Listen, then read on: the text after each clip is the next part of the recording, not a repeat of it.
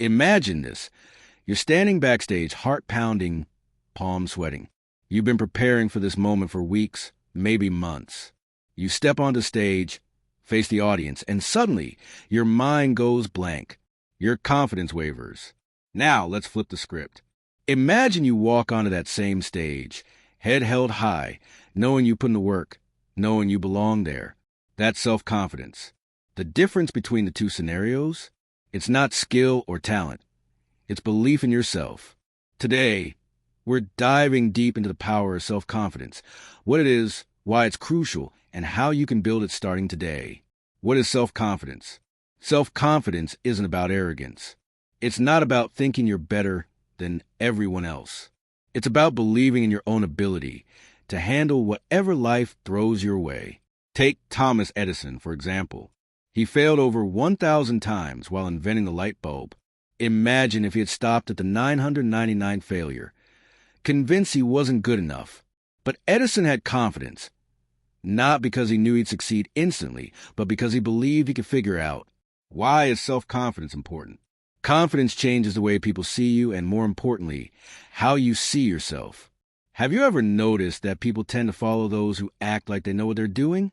That's the power of confidence. It influences perception. A great example is Michael Jordan. Did you know he was cut from his high school basketball team? Most people would have given up, but Jordan used that setback as fuel. He trained harder, played smarter, and built his confidence through action. He went on to become one of the greatest athletes of all time. How do you build self-confidence? The good news? Self-confidence isn't something you're born with. It's something you build. Here's how. 1. Take action. Confidence isn't built by thinking about it. It's built by doing. Imagine you're learning to swim. If you stand at the edge of the pool, waiting until you feel confident enough to jump in, you'll never do it. But if you take the plunge, even if you struggle at first, you gain confidence through action. 2. Reframe failure. Failure isn't the opposite of confidence. It's the path to it. Oprah Winfrey was fired from her first television job because she was told she wasn't fit for TV. Imagine if she had believed that. Instead, she used that rejection as motivation to become the media powerhouse she is today. 3. Watch your self-talk. Your brain believes what you tell it.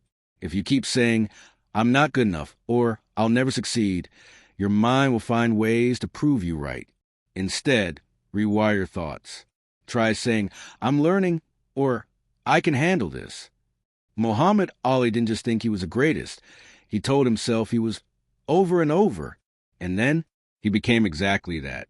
4. Surround yourself with confidence builders. Ever notice how being around confident people makes you feel more confident? Seek out mentors, friends, or role models who lift you up. If you hang out with people who doubt themselves constantly, that energy will rub off on you. 5. Small wins lead to big confidence. Confidence grows through small victories. Start with something simple. Speak up at a meeting. Try a new hobby. Set a tiny goal and crush it. Each success, no matter how small, reinforces your belief in yourself. Final thought. Confidence is a muscle. Think of confidence like a muscle. If you never use it, it weakens. But the more you challenge it, the stronger it gets. So, what will you do today to build your confidence? Will you take that first step, even if it's scary? Will you reframe a failure as a lesson? Will you tell yourself, "I can do this"? Because you can. And once you believe that, the world will believe it too. Go out there and own your confidence. The stage is yours.